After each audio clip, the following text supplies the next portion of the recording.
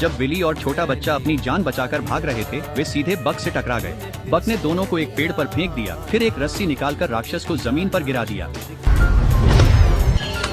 संकट टल गया। फिर बक ने उस छोटे जीव को स्कैन किया और पता लगाया कि वह खाने योग्य है, और चूंकि उनके पास खाना कम पड़ रहा था, विली ने तुरंत हस्तक्षेप किया और बक से कहा कि यह उसका नया दोस्त है और बिल्कुल भी खाने के लिए नहीं है। लेकिन बक ने फिर भी अपना हथियार उठा लिया और छोटे बच्चे को भगा दिया, क्योंकि वह अब भी मानने को तैयार नहीं था कि वह कोई खतरा नहीं है। अब वे जंगली खाना खोजने के लिए मजबूर थे। उन्हें जंगली अंगूरों का एक गुच्छा दिखाई दिया।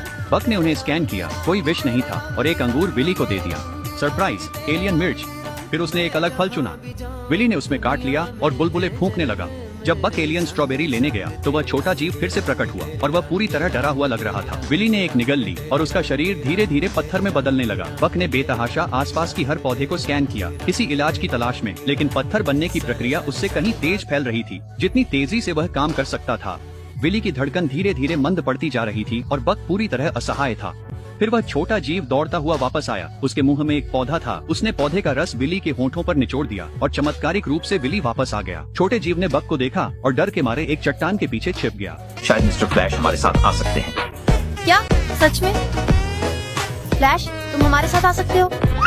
उस दिन के बाद से विली और वह छोटा जीव, जिसे उसने येलो नाम दिया, एक दूसरे से कभी अलग नहीं हुए। सबसे अच्छे दोस्त। उन्होंने मिलकर लकड़ी से अपना एक छोटा सा घर भी बना लिया। ऐसा लग रहा था कि बारिश आने वाली है। सारे पौधे सिकुड़कर छिप गए और येलो गुफा में भाग गया। सिर्फ विली और बक को ही पता नहीं था कि उनके रास्ते में क्या आ रहा है। ये कोई साधारण बारिश नहीं थी, ये ओलों की बारिश थी। वे छिपने के लिए इधर उधर भागने लगे। ओले और भी बड़े होते जा रहे थे। बक विली को कभी बाईं कभी दाईं ओर घसीटता रहा, हर मोड़ पर बचता रहा, जबकि पास ही एक कछुआ बिना किसी चिंता के धीरे धीरे चलता रहा।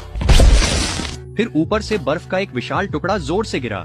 आखिरी क्षण में बक ने अपनी ढाल ऊपर कर दी। जब आसमान साफ हुआ तो पौधे जी उठे, लेकिन बक ने अपनी शक्ति खर्च कर दी थी। बिना शक्ति के बचाव बीकन कभी भी उन्हें ढूंढ नहीं सकता था। बक के पास खुद को हाइबरनेशन मोड में डालने के अलावा कोई विकल्प नहीं था। विली ने बक को पास की एक गुफा में लुढ़का दिया और अपना मन बना लिया। वह बक की बैकअप बैटरी लेने के लिए वापस रॉक मॉन्स्टर के पास जाने वाला था। येलो नहीं चाहता था कि विली यह जोखिम उठाए।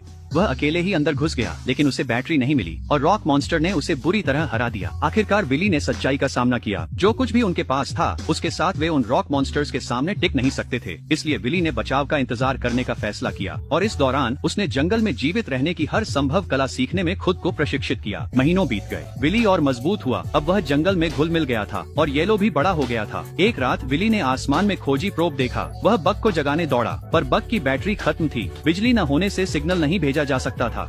समय कम था, उसे जोखिम लेकर बैटरी लानी थी। वह गोबर के कीड़े पर सवार होकर सीधे